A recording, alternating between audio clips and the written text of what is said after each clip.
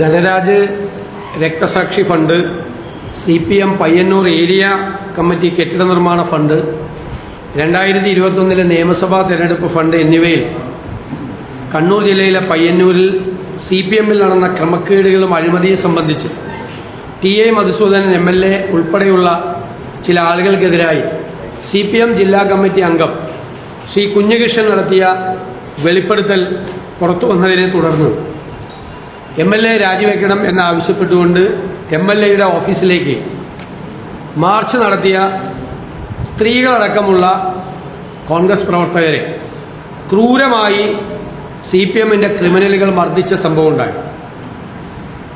MLAയുടെ ഓഫീസിന് മുന്നിൽ കുറുവടികളുമായി നിന്ന സംഘം ഇവരെ ആക്രമിക്കാൻ തയ്യാറായി നിൽക്കുകയായിരുന്നു. പോലീസ് പറഞ്ഞിട്ട് പ്രകടനം വേറെ വഴിതിരിച്ച് സംഘർഷം ഉണ്ടാകാതിരിക്കാൻ വേണ്ടി മാറിപ്പോയിട്ടും പുറകിലൂടെ വന്ന് കുറുവടികളുമായി ആക്രമിക്കുകയായിരുന്നു.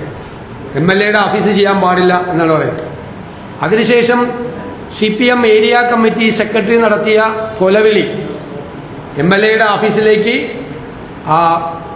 മാർച്ച് നടത്തിയാൽ തടി കാക്കേണ്ടി വരും, എല്ലാവരെയും വെല്ലുവിളിച്ചുകൊണ്ട് ഇല്ലാതാക്കുമെന്നുള്ള രീതിയിലാണ് പ്രഖ്യാപനം. നമുക്കറിയാം, നേരത്തെ ലോക്സഭാ ഇലക്ഷൻ സമയത്ത് CPM കൊടുത്ത ഒരു ഉറപ്പ് വിസിൽ ബ്ലോവേഴ്സിന് പ്രൊട്ടക്ഷൻ കൊടുക്കുന്നതാണ്. വിസിൽ ബ്ലോവർ എന്ന് പറയുന്നത് വലിയ അഴിമതിയെല്ലാം പുറത്തു കൊണ്ടുവരുന്ന ആളല്ല. ഇവിടെ വിസിൽ ബ്ലോവറിനെ CPM നടപടിയെടുത്ത് പുറത്താക്കിയ വിരോധാഭാസമാണ് കൂടെ കാണാൻ കഴിയുന്നത്. ഏറ്റവും അമ്പരപ്പിക്കുന്ന കാര്യം, ശബരിമല ശ്രീ ധർമ്മശാസ്താവിന്റെ സ്വർണം കവർന്നെടുത്തതിന് പോലീസ് അന്വേഷണം നടത്തി ജയിലിലിട്ടിരിക്കുന്ന CPM നേതാക്കന്മാർക്കെതിരായി നടപടിയില്ല. സ്വർണം മോഷ്ടിച്ചവർക്കെതിരായി നടപടിയില്ല. പാർട്ടിയിൽ നടന്ന ഒരു കൊള്ള പുറത്തു പറഞ്ഞ ആൾക്കെതിരായി 24 മണിക്കൂറിനകം പാർട്ടി നടപടിയെടുത്തിരിക്കുന്ന ഒരു കാഴ്ച കൂടിയാണ് നമുക്കിപ്പോൾ കാണാൻ കഴിയുന്നത്. CPMൽ നടന്നുകൊണ്ടിരിക്കുന്ന ജീർണതയാണ് ഇപ്പോൾ പുറത്തു വന്നിരിക്കുന്നത്. നമുക്ക് എല്ലാവർക്കും അറിയാം, ഈ വ്യാപകമായ ഈ ആക്രമണം തദ്ദേശ സ്വയംഭരണ സ്ഥാപനങ്ങളിലേക്ക് നടന്ന തെരഞ്ഞെടുപ്പിൽ ദയനീയമായ പരാജയം CPM ഏറ്റുവാങ്ങിയപ്പോൾ പയ്യന്നൂരും പാനൂരും പിണറായിയും ഇതുപോലുള്ള അക്രമ സംഭവങ്ങളാണ് വ്യാപകമായി ഉണ്ടായത്. അപ്പോൾ അവിടെ മറ്റുള്ളവർക്ക് യാതൊരു കാരണവശാലും അവർക്ക് രാഷ്ട്രീയ പ്രവർത്തനം നടത്താൻ അവസരം കൊടുക്കില്ല എന്നുള്ള പ്രഖ്യാപനമാണ് ഇപ്പോൾ CPM നടത്തിക്കൊണ്ടിരിക്കുന്നത്. അധികാരത്തിന്റെ കരുത്തിൽ ജനങ്ങളെ ഭീഷണിപ്പെടുത്തി അനധികൃതമായി സ്വത്ത് സമ്പാദിക്കുക, അനധികൃതമായി ഉണ്ടാക്കിയ പണം ഉപയോഗിച്ച് ഗുണ്ടകളെ വളർത്തുക, ഇവരെ ഉപയോഗിച്ച് എതിർ ശബ്ദങ്ങളെ അടിച്ചമർത്തുക, ഇതാണിപ്പോൾ CPM രീതിയായി മാറിയിരിക്കുന്നത്. ഗുരുതരമായ ആരോപണങ്ങൾ, ഞങ്ങളതൊന്നും ആവർത്തിക്കുന്നില്ല, ഗുരുതരമായ ആരോപണങ്ങളാണ് പാർട്ടിയിൽ നടക്കുന്ന അഴിമതി, ഭരണത്തിന്റെ മറവിൽ പാർട്ടി നടത്തിക്കൊണ്ടിരിക്കുന്ന ഇതിനെക്കുറിച്ച് മുഴുവൻ വന്നുകൊണ്ടിരിക്കുന്നത്. നിങ്ങൾക്കറിയാം, ശ്രീ പിണറായി വിജയൻ ആഭ്യന്തര വകുപ്പിന്റെ കൂടെ ചുമതലയുള്ള മുഖ്യമന്ത്രിയാണ് അല്ലേ? പയ്യന്നൂരിൽ പോലീസിന് നേരെ സ്റ്റീൽ ബോംബെറിഞ്ഞ കേസ് 20 വർഷം തടവിന് ശിക്ഷിച്ച ഒരാളെ പയ്യന്നൂരിലെ കൗൺസിലറാക്കി CPM. അയാൾക്ക് ജയിലിൽ പോയ ആദ്യത്തെ മാസം തന്നെ പരോൾ കൊടുത്തു. പരോളിന്റെ കാലാവധി തീർന്നപ്പോൾ വീണ്ടും പരോൾ നീട്ടിക്കൊടുത്തു. ഞങ്ങൾക്ക് ചോദിക്കാനുള്ളത്, ബഹുമാനനായ മുഖ്യമന്ത്രി, പോലീസ് ജീപ്പിന് നേരെ സ്റ്റീൽ ബോംബ് എറിഞ്ഞവനെ സംരക്ഷിക്കുന്ന നിങ്ങൾക്ക്, ആഭ്യന്തരമന്ത്രിയുടെ കസേരയിലിരിക്കാൻ നിങ്ങൾക്ക് എന്ത് അവകാശമാണുള്ളത്? എന്ത് ധാർമ്മികമായ അവകാശമാണ് നിങ്ങൾക്കുള്ളത്? നിങ്ങളല്ലേ പോലീസിന്റെ മന്ത്രി. പോലീസിനെ കൊല്ലാൻ സ്റ്റീൽ ബോംബ് എറിയുന്നത് മറ്റേ പുഷ്പഹാരം വലിച്ചെറിയല്ലോ, പോലീസിന് നേരെ ബൊക്കെ കൊടുക്കുകയല്ലോ പോലീസിന്. സ്റ്റീൽ ബോംബ് എറിഞ്ഞ് നിങ്ങളുടെ കീഴിലുള്ള പോലീസ് ഉദ്യോഗസ്ഥന്മാരെ കൊല്ലാൻ ശ്രമിച്ച ആൾക്ക് 20 വർഷം തടവിന് കോടതി ശിക്ഷിച്ച ആളെ സ്ഥാനാർത്ഥിയാക്കി ജയിപ്പിക്കുക. കാരണം ജയിക്കാന്ന് പറഞ്ഞാൽ മറ്റുള്ളവർക്കൊന്നും നോമിനേഷൻ കൊടുക്കാൻ പോലും അവിടെ സമ്മതിക്കില്ല. അത്ര അക്രമവും അത്ര അതിക്രമവുമാണ് അവിടെ കാണിക്കുന്നത്. എന്നിട്ട് ആദ്യത്തെ മാസം ഇയാൾക്ക് പരോൾ കൊടുക്കുക. വളരെ ഗുരുതരമായ ആരോപണമാണ് ശ്രീ കുഞ്ഞികൃഷ്ണൻ ഉന്നയിച്ചിട്ടുള്ളത്. ശ്രീമതി KK രമ ഇവിടെ ഇരിക്കുന്നു. പാർട്ടിയിലെ തെറ്റുകളെ ചൂണ്ടിക്കാട്ടിയതിന്റെ പേരിലാണ് ശ്രീ TP ചന്ദ്രശേഖരൻ ക്രൂരമായി വധിക്കപ്പെട്ടത്. ഇന്ന് കുഞ്ഞികൃഷ്ണനും നേരിടുന്നത് അതേ പ്രശ്നം തന്നെയാണ്. ജീവന് ഭീഷണി നേരിട്ടുകൊണ്ടാണ് അദ്ദേഹം ഈ വിഷയങ്ങളെല്ലാം പുറത്തു വന്നിരിക്കുന്നത്. പാർട്ടി ജില്ലാ സെക്രട്ടറി മാധ്യമങ്ങളോട് പറഞ്ഞപ്പോൾ ഈ കണക്കൊന്നും വെളിപ്പെടുത്തേണ്ട യാതൊരു ആവശ്യമില്ലെന്ന് പറയും. ഈ കണക്കൊന്നും വെളിപ്പെടുത്തേണ്ട ഒരാവശ്യമില്ല, പാർട്ടി കണക്കാണെന്നാണ് പറയുന്നത്. പക്ഷെ കുഞ്ഞികൃഷ്ണൻ പുറത്തു കൊണ്ടുവന്നിരിക്കുന്നത് ഗുരുതരമായ ക്രമക്കേടുകളാണ് പുറത്തു കൊണ്ടുവന്നിരിക്കുന്നത്. അതുകൊണ്ട് CPM ഇരട്ടത്താപ്പാണ്, എല്ലാ കാര്യത്തിലും വ്യാപകമായ ഇരട്ടത്താപ്പാണ് ഈ കാര്യത്തിലുള്ളത്. പിന്നെ ഈ വിഷയം ഞങ്ങളുടെ പ്രവർത്തകരെ, സ്ത്രീകളടക്കമുള്ള ആളുകളെ ക്രൂരമായി പുറകിൽ നിന്ന് വന്ന് കുറുവടികളുമായി ആക്രമിച്ച് ആശുപത്രിയിലാക്കിയ ഒരു സംഭവം നിയമസഭയിൽ അവതരിപ്പിക്കാൻ പറ്റില്ല എന്ന് പറയുന്നത് എന്തിന്റെ അടിസ്ഥാനത്തിലാണ്? ഞാൻ സ്പീക്കറോട് ചോദിച്ചല്ലോ, റൂൾ 50യുമായി ബന്ധപ്പെട്ട ഏത് പ്രൊവിഷന്റെ അടിസ്ഥാനത്തിലാണ് അടിയന്തര? അപ്പൊ CPM പ്രതിരോധത്തിലാകുന്നു. CPMന് മറുപടി പറയാൻ ബുദ്ധിമുട്ടാകുന്ന വിഷയം നിയമസഭയിൽ സംസാരിക്കണ്ട എന്ന് സ്പീക്കർ ഗവൺമെന്റിന്റെ സമ്മർദ്ദം കൊണ്ട് തീരുമാനിക്കുക. ഏത് പ്രൊവിഷൻ അനുസരിച്ചിട്ടാണ് ഇന്ന് ഈ അവസരം ഡിനൈ ചെയ്തത്? ഇതിലൂടെ സംസാരിക്കണ്ടേ? ഒരു നാട്ടിൽ രാഷ്ട്രീയ പ്രവർത്തനം നടത്താൻ കഴിയാതെ രാഷ്ട്രീയ പ്രവർത്തകരെ ക്രൂരമായി ആക്രമിക്കുന്ന, അവരെ കൊല്ലുമെന്ന് ഭീഷണിപ്പെടുത്തുന്ന, പരസ്യമായ വധപ്രഖ്യാപനങ്ങൾ ഉണ്ടാകുന്ന, പരസ്യമായ ഭീഷണി നടത്തുന്ന, ക്രൂരമായി രാഷ്ട്രീയ പ്രവർത്തനം നടത്താൻ പറ്റാതെ അവരെ അടിച്ചമർത്തുന്ന സംഭവം നിയമസഭയിലല്ലാതെ ഞങ്ങൾ എവിടെ പോയി പറയും? അത് പറയാനുള്ള അവസരം നിഷേധിച്ച് തുടർന്നാണ് ഞങ്ങൾ ഇന്ന് സഭാ നടപടികൾ ഞങ്ങൾ ബഹിഷ്കരിച്ചത്. ബഹുമാനപ്പെട്ട പ്രതിപക്ഷതാവ് പറഞ്ഞത് തന്നെയാണ്. ഇതിലെ കാതലായ പ്രശ്നം എന്ന് പറയുന്നത് ഇത്തരത്തിലുള്ള പൊതുപ്രാധാന്യമുള്ള വിഷയം വന്നു കഴിഞ്ഞാൽ ജനകീയ പ്രക്ഷോഭങ്ങളുണ്ടാവും. അത് MLA-മാർക്കൊക്കെ എതിരാകുമ്പോൾ അവരുടെ ഓഫീസുകളിലേക്ക് മാർച്ചുണ്ടാവും. പക്ഷേ അതിനെ അടിച്ചമർത്തുക, എന്നിട്ട് ഇതിലും വലിയത് സാമ്പിൾ വെടിക്കെട്ടാണ്, ഇനി വന്നാൽ ഇതിലും വലിയത് കിട്ടും എന്ന് പറയാം. ഇത് ജനാധിപത്യ കേരളത്തിൽ, ഒരു ജനാധിപത്യ സംവിധാനത്തിൽ വളരെ അധികം അനുവദിക്കാൻ കഴിയാത്ത, വച്ചുപറപ്പിക്കാൻ പറ്റാത്ത ഒരു നിലപാടാണ്. ഏത് പ്രശ്നം അവർക്കെതിരെ വന്നു കഴിഞ്ഞാലും ഞങ്ങൾ അടിച്ചമർത്തും, അത് അക്രമ സമരത്തിലൂടെ ഇല്ലാതാക്കും എന്ന് വേറെ സംഭവങ്ങൾ ഒരു വർത്തമാനകാലത്ത് കുറേ കാണാം. അപ്പം അത്തരം സമീപനങ്ങൾ, ഈ ഫണ്ട് വിവാദം വന്നു, അത് ആദ്യമായിട്ടാണോ? മറ്റ് എത്ര ഫണ്ട് വിവാദങ്ങളും കാര്യങ്ങളൊക്കെ അവരൊക്കെ ഉണ്ടാകേണ്ട സമരം നടത്താറുണ്ട്. പക്ഷേ ഇങ്ങനെ ഒരു പൊതു സംവിധാനത്തിൽ ഇത് അനുവദിക്കാൻ പറ്റാത്ത ഒരു സംഗതി, അത് അസംബ്ലിയിൽ ഉന്നയിക്കാൻ നോക്കുമ്പോഴാണ് സ്പീക്കർ അനുവദിക്കാത്തത്. വളരെ പൊതു പ്രാധാന്യമുള്ള വിഷയമാണ്.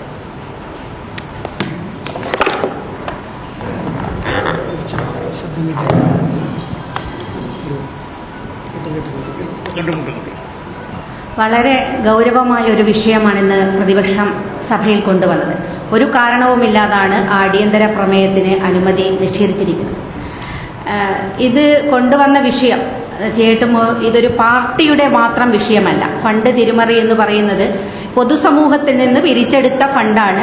സ്വാഭാവികമായും പൊതുസമൂഹത്തിൽ അതിൻ്റെ പ്രതിഷേധമുണ്ടാകും. ആ കണക്കിൽ വിവാദം വരുമ്പോൾ അതിനെതിരെ കൃത്യമായ മറുപടി ഉണ്ടാകേണ്ടതുണ്ട്.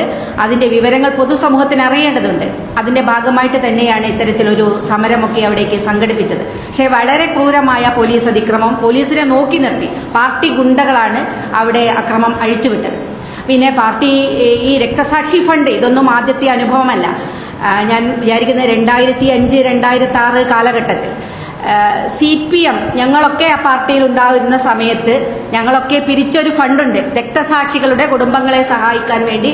എനിക്ക് തോന്നുന്നു ഏകദേശം 25 കോടിയിലധികം രൂപ രക്തസാക്ഷി ഫണ്ട് എന്ന പേരിൽ പിരിച്ചിട്ടുണ്ട്. വരാനിരിക്കുന്ന രക്തസാക്ഷികൾക്ക് കൂടി വേണ്ടിയുള്ള ഫണ്ടായിട്ടാണ് അന്നത് ഉണ്ടായിരുന്നത്. ആ ഫണ്ട്, അത്തരം ഫണ്ടുകളൊക്കെ അവിടെ നിൽക്കുകയും അതിന്റെ ഒരു കണക്കൊന്നും പിന്നീട് എവിടെയും കണ്ടില്ല.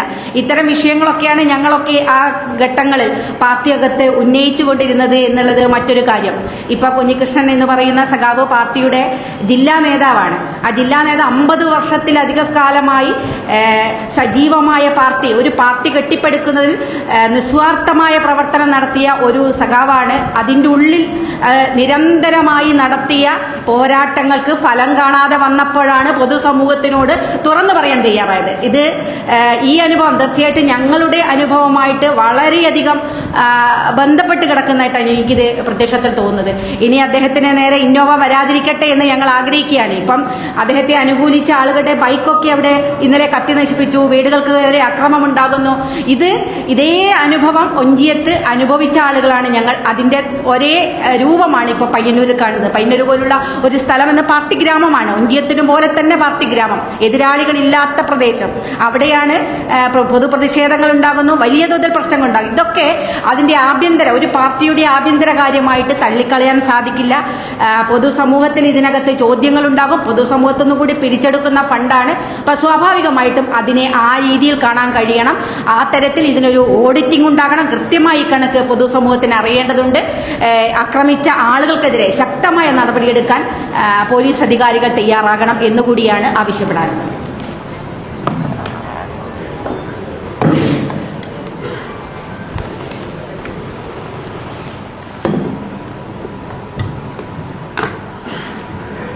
ജനാധിപത്യത്തിൻ്റെ അവിഭാജ്യ ഘടകമായി നാം കാണുന്ന പ്രതിഷേധിക്കാനുള്ള അവകാശം അതില്ലാതാക്കിയ പയ്യന്നൂരിലെ നരനായാട്ടിനെതിരെയുള്ള ശക്തമായ പ്രതിഷേധമാണ് ഇന്ന് നിയമസഭയിൽ അടിയന്തര പ്രമേയം വഴി അവതരിപ്പിക്കാൻ വേണ്ടി ശ്രമിച്ചത്. അതിന് അവസരം നിഷേധിച്ചത് ദൗർഭാഗ്യകരമാണ്. സ്വാതന്ത്ര്യ സമരത്തിൻ്റെ സ്മരണ ഉണരുന്ന നാടാണ് പയ്യന്നൂർ. ആ പയ്യന്നൂർ കൊലപാതകങ്ങൾ ഒരു തുടർക്കഥയായി മാറുകയാണ്. കേട്ടുകേൾവിയില്ലാത്ത ഒന്നാണ് രക്തസാക്ഷി ഫണ്ട് ദുരുപയോഗം ചെയ്യുക എന്ന കാര്യം. ഇതുപോലെ ലക്ഷക്കണക്കിന് കോടിക്കണക്കിന് രൂപയുടെ രക്തസാക്ഷി ഫണ്ട് ദുരുപയോഗം ചെയ്ത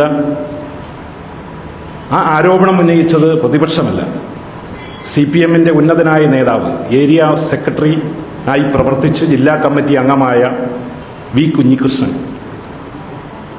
അദ്ദേഹം അത്തരമൊരു ആരോപണം ഉന്നയിച്ച് പൊതുസമൂഹത്തിൻ്റെ മുന്നിലേക്ക് ഗുരുതരമായ ഒരു ആരോപണം ഉന്നയിച്ചപ്പോൾ അത് പാർട്ടിയിൽ നിന്ന് മാത്രം സംഭരിച്ച ഫണ്ടല്ല, പൊതുജനങ്ങളിൽ നിന്നും സംഭരിച്ച ഫണ്ടാണ്.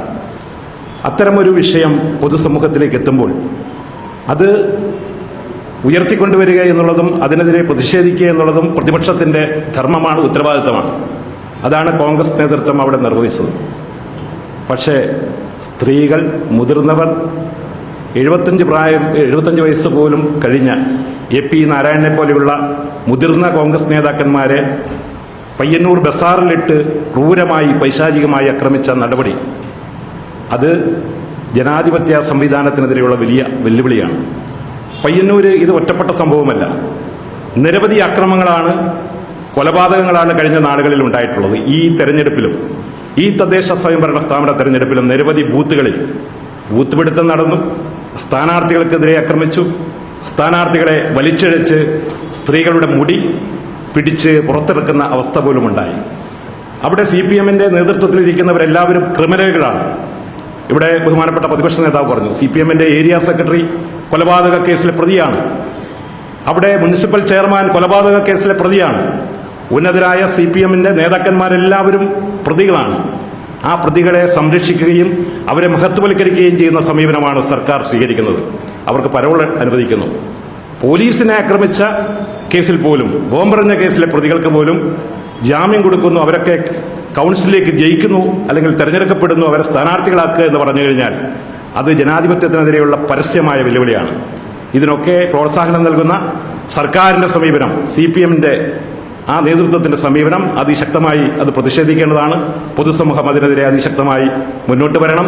അവിടെ കുഞ്ഞികൃഷ്ണന് അദ്ദേഹത്തിൻ്റെ ജീവന് ഭീഷണിയുണ്ട്. അദ്ദേഹത്തെ അനുകൂലിച്ച് ഒട്ടേറെ ആളുകൾ ഇന്നലെ പ്രകടനം നടത്തി. CPM-ന്റെ ആളുകൾ തന്നെയാണ് പ്രകടനം നടത്തിയിരിക്കുന്നത്. അദ്ദേഹത്തിനെതിരെ ഭീഷണി, അദ്ദേഹത്തിനെതിരെ പോസ്റ്ററുകൾ പതിച്ചിട്ടുണ്ട്.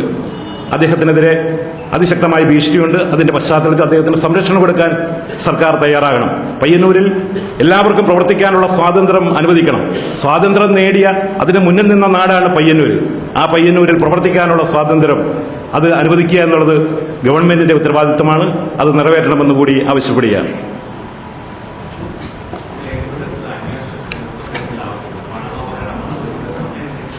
അല്ല, അത് അന്വേഷിക്കണമല്ലോ, ഉറപ്പായിട്ട് അന്വേഷിക്കണം. കാരണം പാർട്ടി സെക്രട്ടറിയുടെ കയ്യിലും മുഖ്യമന്ത്രിയുടെ കയ്യിലും പരാതി കൊടുത്തിരിക്കുകയാണ്. ഒരാൾ പണാപഹരണം നടത്തി എന്നുള്ളതാണ് കേസ്. അത് പോലീസിലേക്ക് ട്രാൻസ്ഫർ ചെയ്യണ്ടേ? പാർട്ടി തന്നെ പോലീസ് സ്റ്റേഷനും പാർട്ടി തന്നെ കോടതിയുമാണ് എന്ന് ഞങ്ങൾ ആക്ഷേപിച്ചതല്ലേ ശരിവെക്കുകയല്ലേ ചെയ്യുന്നത്. മാത്രമല്ല, പോലീസ് നോക്കി നിൽക്കുമ്പോഴാണ് ഈ അതിക്രമം നടന്നത്. ഇപ്പം സജീവ് ജോസഫ് വളരെ വിശദീകരിച്ചല്ലോ. ഏരിയ സെക്രട്ടറി കൊലക്കേസിലെ പ്രതിയാണ്, പ്രധാനപ്പെട്ട നേതാക്കൾ കൊലക്കേസിലെ പ്രതിയാണ്. എന്നിട്ടും അവിടെ അതിനെ ധിക്കരിച്ച് പാർട്ടി പ്രവർത്തകർ പ്രകടനം നടത്തി. നിങ്ങൾ മനസ്സിലാക്കണം എത്ര ആഴത്തിലുള്ള കാര്യമാണെന്ന്. പയ്യന്നൂരിൽ പ്രതിപക്ഷത്തിന് പോലും അനങ്ങിയാൽ അടികിട്ടുന്ന സ്ഥലത്ത് ഈ നേതൃത്വത്തെ വെല്ലുവിളിച്ചുകൊണ്ട് ഇന്നലെ ജില്ലാ നേതൃത്വം ന്യായീകരിച്ചു, സംസ്ഥാന നേതൃത്വം ന്യായീകരിച്ചു ഈ കൊള്ളയെ. എന്നിട്ടും അതിനെതിരായി പാർട്ടി പ്രവർത്തകർ അവിടെ പ്രതിഷേധ പ്രകടനം നടത്തി എന്നുള്ളത് നിസ്സാര കാര്യമാണോ? പയ്യന്നൂരിൽ അതിൽ പങ്കെടുത്ത ഒരാളെയാണ് ബൈക്ക് കത്തിച്ചത്. അപ്പൊ എന്ത് അതിക്രമവും നടത്താം. ഇവർക്ക് എന്ത് ലൈസൻസാണ് കൊടുത്തിരിക്കുന്നത്? നീതിന്യായ വ്യവസ്ഥകളൊന്നും ഇവർക്ക് ബാധകമല്ലേ? അല്ല ഇവർക്ക് പ്രത്യേക നിയമമുണ്ടോ CPM ക്രിമിനലുകൾക്ക്? അതാണ് ഞങ്ങളുടെ ചോദ്യം. രാഷ്ട്രീയ പ്രവർത്തനം നടത്തണ്ടേ മറ്റുള്ളവർക്ക്? ഇവരെ ചോദ്യം ചെയ്യാൻ പാടില്ല. പാർട്ടിക്കാരാണെങ്കിൽ പോലും ചോദ്യം ചെയ്താൽ കൊല്ലും എന്നാണ് പറയുന്നത്. വേറൊന്നുമല്ല, കൊല്ലും. അത് നടക്കില്ല. അല്ല, തീർച്ചയായിട്ടും CPM-നെതിരായും MLA-ക്കെതിരായി പ്രതിഷേധിച്ചു. MLA-ക്കെതിരായി പ്രതിഷേധിച്ച എന്താ? എന്റെയൊക്കെ വീട്ടിലേക്ക് എല്ലാ ആഴ്ച മാർച്ചാണ്. വീടിനകത്ത് വരെ കയറി കഴിഞ്ഞ പ്രാവശ്യം. ചെടിച്ചട്ടിയൊക്കെ തല്ലി പൊളിച്ചു വീടിനകത്ത്. എന്റെ സ്വകാര്യ വസതിയാണ്, ഔദ്യോഗിക വസതി ഒന്നുമല്ല. എന്റെ സ്വകാര്യ വസതിയിൽ അകത്ത് കയറി അവിടെ നിന്നിരുന്ന് എന്നെ കാണാൻ വന്ന ആളെ തല്ലി. എല്ലാ ആഴ്ചയും പ്രകടനമാണ് BJP-യും CPM-ഉം. അവർ തമ്മിൽ ആലോചിച്ചിട്ടാണെന്ന് തോന്നുന്നു. ഈ ആഴ്ച BJP ആണെങ്കിൽ അടുത്ത ആഴ്ച CPM. കഴിഞ്ഞ 5 കൊല്ലമായിട്ട് എൻ്റെ വീട്ടിലേക്ക് എല്ലാം പ്രകടനം നടത്തിക്കൊണ്ടിരിക്കുക. ഞങ്ങളാരും അതിനെതിരായിട്ട് അസഹിഷ്ണുത കാണിച്ചില്ലല്ലോ. ഞങ്ങളാരും അവരെ തല്ലി ഓടിക്കാൻ നിന്നില്ലല്ലോ. ഞങ്ങളൊരു പ്രതിഷേധ പ്രകടനം പോലും നടത്തിയില്ല. എന്നോട് വിളിച്ച് ചോദിക്കുമ്പോൾ ഞാൻ പറയാം നടത്തട്ടെ എന്ന് പറയും. അവർ നടത്തി, അവർ പോട്ടെ. അവർക്ക് പ്രതിഷേധിക്കാൻ, പ്രതിപക്ഷ നേതാവിനെതിരായി പ്രതിഷേധിക്കാനുള്ള ജനാധിപത്യ സ്വാതന്ത്ര്യം അവിടെ ഇല്ലേ? ഞാൻ എണ്ണി തരാം. എല്ലാ ആഴ്ചയെന്ന് പറയുന്നത് ഞങ്ങളുടെയൊക്കെ വീടുകളിലേക്ക് നടത്തിയാണ്. ഇവരുടെ ഒന്നും പാടില്ല. ആരാ ഇവരാരാ? നടത്തിക്കഴിഞ്ഞാൽ പ്രഖ്യാപിക്കുകയാണ് ഏരിയ സെക്രട്ടറി. ഈ മുഖ്യമന്ത്രിയുടെ സ്വന്തം ജില്ലയിലല്ലേ ഈ വൃത്തികേട് നടക്കുന്നത്, ഈ തോന്നിയാസം നടക്കുന്നത്? ഇദ്ദേഹം ഇതിനൊക്കെ കുട പിടിച്ചു കൊടുക്കുകയാണ്. എന്നിട്ട് ആഭ്യന്തരമന്ത്രിയാണെന്ന് പറഞ്ഞ് ജലിഞ്ഞിരുന്ന് ആ കസേരയിലിരിക്കുകയാണോ? എല്ലാ ക്രിമിനലുകളെയും സംരക്ഷിക്കുക. അത് ഞങ്ങൾ അതിനെതിരായി രാഷ്ട്രീയമായും നിയമപരമായും ഞങ്ങൾ പോരാടും, ഉറപ്പായും. കുഞ്ഞുകൃഷ്ണന് സംരക്ഷണം കൊടുക്കണം. കുഞ്ഞുകൃഷ്ണന്റെ, ഞാൻ പറഞ്ഞല്ലോ, ജീവൻ അപകടത്തിലാണ്. അതുകൊണ്ടാണ് ഞാൻ TP ചന്ദ്രശേഖരനുണ്ടായ അനുഭവം ഞാൻ ആവർത്തിച്ചു പറഞ്ഞത്. ശ്രീമതി രമയും അത് തന്നെയാണ് പറഞ്ഞത്. സെയിം സിറ്റുവേഷനാണ്. പാർട്ടിയിലെ നേതാക്കളെ ചോദ്യം ചെയ്തതിന്റെ പേരിൽ അദ്ദേഹത്തിന്റെ ജീവൻ അപകടത്തിലാണ്. അത് സംരക്ഷിക്കാനുള്ള ബാധ്യത കേരളത്തിലെ പോലീസിനുണ്ട്. പോലീസ് നോക്കി നിൽക്കാൻ പാടില്ല.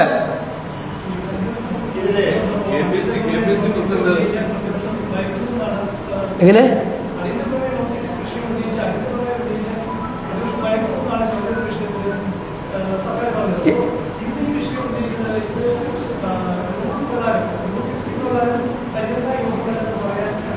ഞാൻ ചോദിച്ചല്ലോ, സ്പീക്കറോട് ചോദിച്ചല്ലോ, ഏത് പ്രൊവിഷൻ അനുസരിച്ചിട്ടാണ് റൂൾസ് ഓഫ് പ്രൊസീജിയറിൽ ഈ നിയമസഭാ കാലഘട്ടത്തിൽ ഏറ്റവും കൂടുതൽ അടിയന്തര പ്രമേയം അവതരിപ്പിച്ചിട്ടുള്ള ഒരാളെ, ഏറ്റവും കൂടുതൽ ഈ നിയമസഭാ ചരിത്രത്തിൽ ഞാൻ ചോദിച്ചല്ലോ, ഏത് പ്രൊവിഷൻ അനുസരിച്ചിട്ടാണ്, റൂൾസ് ഓഫ് പ്രൊസീജിയറിന്റെ ഏത് പ്രൊവിഷൻ അനുസരിച്ചിട്ടാണ് ഇത് അനുവദിക്കാൻ അനുമതി തരായിരുന്നത്? ഒറ്റ പറയാൻ അനുമതിയില്ല.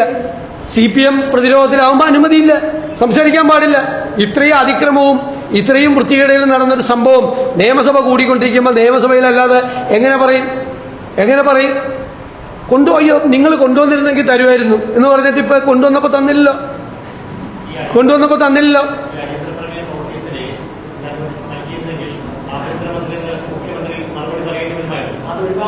ഉറപ്പായിട്ടും മുഖ്യമന്ത്രിക്ക് ഇതിൽ മറുപടി പറയാൻ പറ്റില്ല. പ്രതിരോധത്തിലാണ്, CPM പ്രതിരോധത്തിലാണ്. അതുകൊണ്ട് പറയാൻ പറ്റില്ല. അതുകൊണ്ട് തന്നെയാണ് ഒഴിവാക്കി, മുഖ്യമന്ത്രിയുടെ സൗകര്യത്തിന് വേണ്ടിയിട്ടാണ് ഒഴിവാക്കി കൊടുത്തത്. CPM-ഉം മുഖ്യമന്ത്രിയും പ്രതിരോധത്തിലാകുമെന്ന ബോധ്യം വന്നതിനെ തുടർന്നാണ് സ്പീക്കറെ ഉപയോഗിച്ചത് ചെയ്തത്. അനീതിയാണ് സ്പീക്കർ ചെയ്തത്. നിയമവിരുദ്ധ, റൂൾസ് ഓഫ് പ്രൊസീജിയറിന് വിരുദ്ധമായിട്ടാണ് ചെയ്തത്. ഞങ്ങൾ ഒരു വയലേഷനും റൂൾസ് ഓഫ് പ്രൊസീജിയറിന്റെ ഇല്ല. ഞങ്ങളുടെ വേർഡിങ്സ് എല്ലാം കറക്റ്റ്. ഞങ്ങൾ നോക്കിയിട്ടാണ് അതൊക്കെ കൊടുക്കുന്നത്. എന്തിനാണെന്ന് ചോദിച്ചിട്ട് മറുപടി പറഞ്ഞല്ലോ.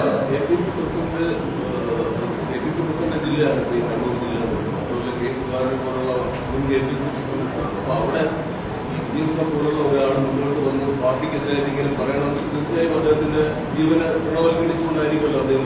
സ്വാഭാവികമായും അവിടെ കോൺഗ്രസ് ഇതിനെ ഉറപ്പായിട്ടും ഞങ്ങൾ അല്ലെ ഗവൺമെന്റാണ് പ്രൊട്ടക്ഷൻ കൊടുക്കേണ്ടത് അയാൾ. ഞങ്ങൾ പിന്തുണ കൊടുക്കും, തീർച്ചയായിട്ടും പിന്തുണ കൊടുക്കും. രാഷ്ട്രീയമായ പിന്തുണയല്ല. അദ്ദേഹത്തിന്റെ ജീവൻ അപകടത്തിലാവാൻ പാടില്ല. അദ്ദേഹം ഞങ്ങളുടെ പിന്തുണയൊന്നും തേടി വന്നിട്ടില്ല.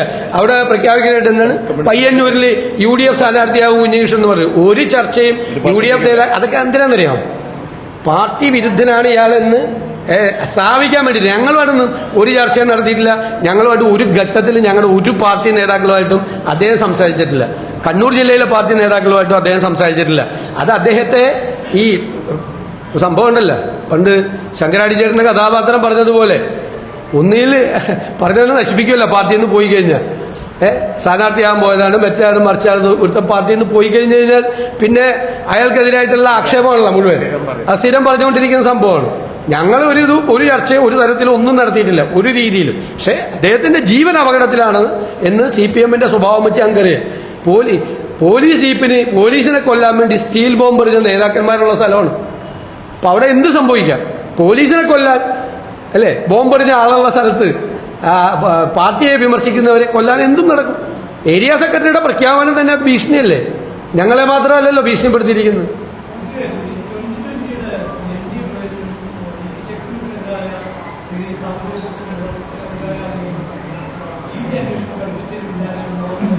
അല്ലാതെ അന്വേഷിക്കേണ്ടതാണ്, അതിന്റെ വിവരങ്ങളെല്ലാം അന്വേഷിക്കേണ്ടതാണ്. കാരണം അരാഷ്ട്രീയവാദം പറഞ്ഞ് രംഗത്ത് വന്ന് രാഷ്ട്രീയ പാർട്ടികളെ വിമർശിച്ച് രാഷ്ട്രീയ പാർട്ടികൾക്കെതിരായിട്ട് രൂക്ഷമായ ആക്രമണം അയച്ചുവിട്ട ഒരാള് നേരം ഇരുട്ടി വെളുക്കുന്നതിന് മുമ്പ് NDA ഘടകകക്ഷിയാവുന്നതിനെ കുറിച്ച് ഉറപ്പായിട്ട് അന്വേഷിക്കണം. പ്രത്യേകിച്ച് അദ്ദേഹം ബിസിനസ്സുകാരൻ കൂടിയാണ്. അദ്ദേഹത്തിന് ഏതെല്ലാം തരത്തിലുള്ള സമ്മർദ്ദം NDA ജോയിൻ ചെയ്യാനുണ്ടായി എന്ന് സമ്മതിക്കണം. അത് നന്നായി. കാരണം അവിടെ 2020 ചേർന്ന പൊതുപ്രവർത്തകരെല്ലാം തിരിച്ചു വരികയാണ്. എല്ലാവരും തിരിച്ചു വരികയാണ്.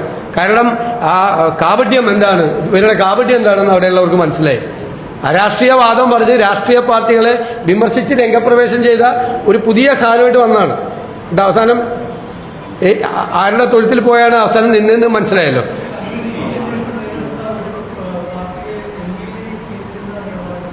അല്ല, അത് അവർക്ക് ആരെ കിട്ടിയാലും നല്ലതല്ല, ആരും ഇല്ലല്ലോ.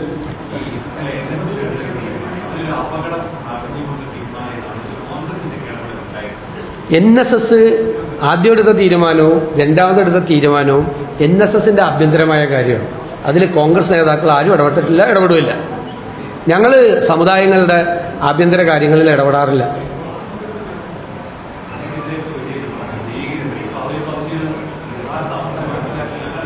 അല്ല, ഞങ്ങൾ അതിനെക്കുറിച്ച് ഒരു കമന്റും പറയുന്നില്ല. അവരുടെ ആഭ്യന്തര കാര്യം. ഇപ്പം നമ്മളെ വിമർശിച്ചെന്ന് പറഞ്ഞിട്ട് പോലും നമ്മളൊന്നും പറഞ്ഞില്ലല്ലോ. നമ്മളെ വിമർശിക്കാൻ സമുദായ നേതാക്കന്മാർക്ക്, പൊതുപ്രവർത്തകർക്ക്, രാഷ്ട്രീയ നേതാക്കന്മാർക്ക് എല്ലാ അവകാശമുണ്ട്. സാധാരണ ഒരു മനുഷ്യന് വരെ ഞങ്ങളെയൊക്കെ വിമർശിക്കാൻ അധികാരമുണ്ട്. ഞങ്ങളൊന്നും അസഹിഷ്ണുത കാണിക്കില്ല. അവർ വിമർശിച്ചോട്ടെ.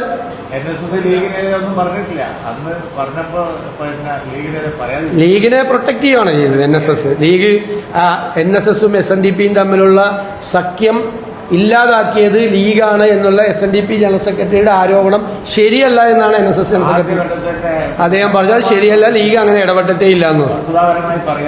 ലീഗ് എന്ത് ചെയ്യാനാണ് NSS-ഉം SNDP-യും തമ്മിലുള്ള ചർച്ച?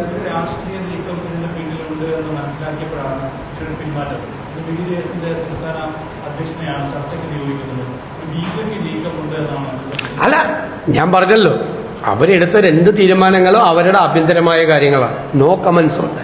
ഞങ്ങൾ സമുദായങ്ങളുടെ മത കാര്യങ്ങളിലൊന്നും ഞങ്ങൾ ഇടപെടാറില്ല. അതൊക്കെ അവരുടെ ആഭ്യന്തരമായ കാര്യം, അവർ തീരുമാനം. അവർക്ക് അതിനുള്ള സ്വാതന്ത്ര്യമുണ്ട്. നമ്മളെന്തിനാണ് അതിനെക്കുറിച്ച് കമൻറ്റും ഒക്കെ പറയുന്നത്? അവരെടുക്കട്ടെ.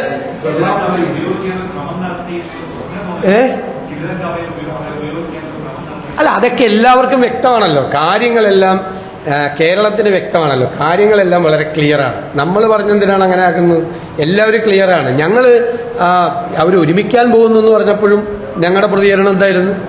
ഒരുമിക്കട്ടെ, നല്ല കാര്യമൊന്നുമല്ലോ അത്. ഞങ്ങൾക്ക് അതിലൊന്നും വിരോധമില്ല. ഒരുമിച്ചാലും ഭിന്നിച്ചാലും ഒന്നും വിരോധമില്ല. നമ്മൾ അവരുടെ കാര്യങ്ങളിൽ നമ്മൾ ഇടപെടേണ്ട. സമുദായ കാര്യങ്ങളല്ല നമ്മുടെ ജോലി. അവർക്കൊരു പരാതി ഉണ്ട് എന്ന് പറഞ്ഞാൽ ഞങ്ങൾ ഇടപെടാം. അവർക്കൊരു ന്യായമായ പരാതി ഏത് സമുദായത്തിനുണ്ടെന്ന് പറഞ്ഞാലും ഞങ്ങൾ ഇടപെടും, ഉറപ്പായിട്ട് ഇടപെടും. ഞങ്ങളതിന് ന്യായമായ കാര്യത്തിന് പരിഹാരം ഉണ്ടാക്കാൻ വേണ്ടിയിട്ട് ഞങ്ങൾ ആരുടെയും കൂടെ നിൽക്കും. പക്ഷെ ഒറ്റ കണ്ടീഷനിൽ ഒരാൾ വർഗീയത പറയും. വർഗീയത പറഞ്ഞാൽ തിരിച്ചു പറഞ്ഞിരിക്കും. അതിൽ ഒരു വിട്ടുവീഴ്ചയില്ല.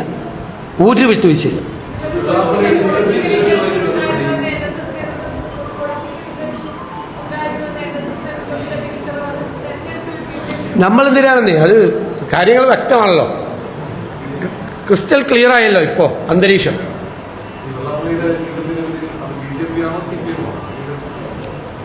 വരട്ടെ, പുറത്തു വരട്ടെ. എല്ലാ ചോദ്യങ്ങളിൽ നിന്നും വ്യക്തമാകുന്ന ഒരു കാര്യമുണ്ട്. ഈ വിഷയം ഇങ്ങനെയുള്ള വിഷയങ്ങൾ ഉപയോഗിച്ചിട്ട് ആരോ ചിലര് ഒരു വർഗീയവൽക്കരണത്തിന്, അതിശക്തമായ ഒരു വർഗീയവൽക്കരണത്തിന്, അതായത് ചില പ്രത്യേക സമുദായങ്ങളുടെ ഒരു ഫോബിയ സൃഷ്ടിച്ചിട്ട് ഒരു വർഗീയവൽക്കരണത്തിന് കൊണ്ടുപിടിച്ച ഒരു ശ്രമം ഇവിടെ ഉണ്ടായിരുന്നു. അതിനൊന്നും കൂട്ടുവെക്കുന്ന ആളുകളല്ല ഞങ്ങൾ എന്ന് എൻ്റെ സുഹൃത്തിനെ പോലെയുള്ള പശ്ചാത്തലമുള്ള സംഘടനകൾ പ്രഖ്യാപിച്ചു. അത് ആ ഒരു വർഗീയവൽക്കരണത്തിനുള്ള ശ്രമം ഇവിടെ ഇല്ലാതായി എന്നുള്ളതിന് കേരളം ആശ്വാസപ്പെടണം എന്നാണ്, ഞങ്ങളാരുമല്ല, ഇത് കേരളം ആശ്വാസപ്പെടണം എന്നാണ് ഞങ്ങളുടെ അഭിപ്രായം.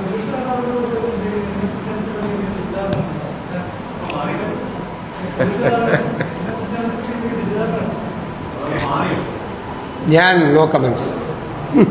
തെരഞ്ഞെടുപ്പ് അടുക്കുന്ന സമയത്ത് ഈ ഓരോ പ്രശ്നങ്ങൾ ഉണ്ടാകുമ്പോഴത്തേക്കും കോൺഗ്രസിന് പ്രതിസന്ധിയിലാക്കാന്നുള്ളതാണ് ഈ ശശി തരൂർ കഴിഞ്ഞ കുറെ കാലങ്ങളായി സ്വീകരിച്ചിരിക്കുന്നത്. ഇപ്പൊ അദ്ദേഹം ഈ തെരഞ്ഞെടുപ്പ് അടുത്ത് വരുമ്പോൾ ഇടതുപക്ഷമായിട്ട് ഇല്ലില്ല, അതൊക്കെ തെറ്റായ വാർത്തകളാണ്. ആ വാർത്തകൾക്ക് അടിസ്ഥാനമില്ല.